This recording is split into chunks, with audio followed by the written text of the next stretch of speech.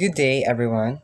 My presentation today focuses on the sales and quantity analysis of groceries in Cebu, Davao, and Manila. We will look at how each branch is performing in terms of sales revenue and the number of products sold. By the end, I'll share some conclusions and recommendations that can help improve performance across the regions. So, before we proceed with the actual presentation, let me present the purpose of this report. The purpose of this report is to compare sales across three major cities, which is Cebu, Davao, and Manila. Specifically, we want to see which branch are doing well, which ones are falling behind, and what products are driving their performance. So this analysis is important because it helps us understand customer demand, revenue generation, and opportunities for growth. So let's start with the key findings of total sales.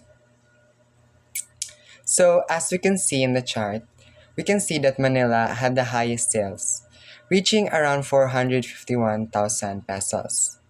Cebu followed closely with about 397,000 pesos. And lastly, Davao, however, only generated 94,000 pesos in sales, which is far behind the other two branches.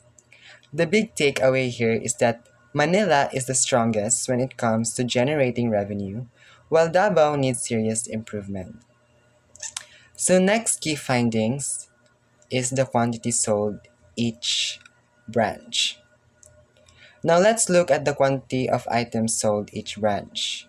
As we can see in the figure 2, which is the chart, Cebu stands out with a total of 49 items sold. Manila sold 32 items, and Davao only managed to sell 9.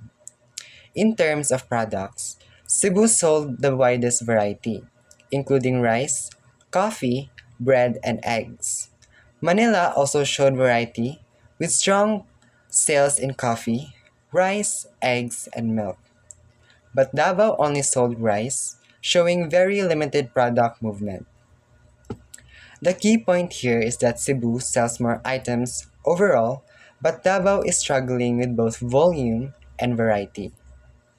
So after you've seen the key findings of the total sales and quantity sold, let's proceed with the analysis of the data. So what does this mean? When we compare sales and quantity, Manila earns more despite selling fewer items than Cebu.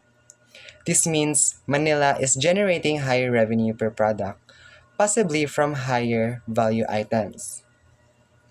Cebu sells more items overall, which shows strong customer demand, but the revenue per item is lower compared to Manila.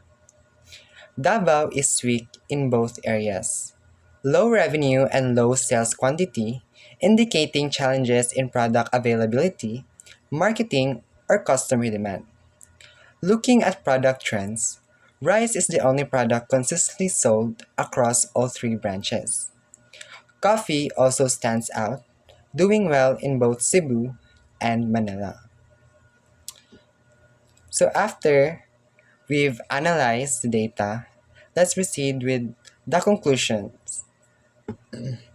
So we concluded that each branch has different strengths and weaknesses.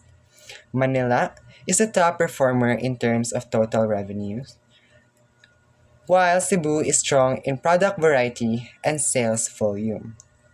Davao is the weakest in both performance and product diversity. This shows that while some branches are thriving, others need targeted support to catch up. So what can we recommend? Based on the analysis, here are some recommendations that I've come up. For Manila, the focus should be on maintaining its strong sales strategy while expanding to more high-value products to further boost revenue. For Cebu, the challenge is to convert its high sales volume into greater revenue. This can be done through premium pricing, promotions, or bundling strategies. For Davao, the main priority is to improve its product variety and marketing strategies. Without more product choices and stronger promotions, Davao will continue to lag behind. Across all branches, rice and coffee should remain priority products since they show consistent demand in every location. By following these recommendations, all branches can improve their performance while focusing on what customers are already buying. This concludes my presentation. Thank you for listening, and I'll be happy to answer any questions you may have.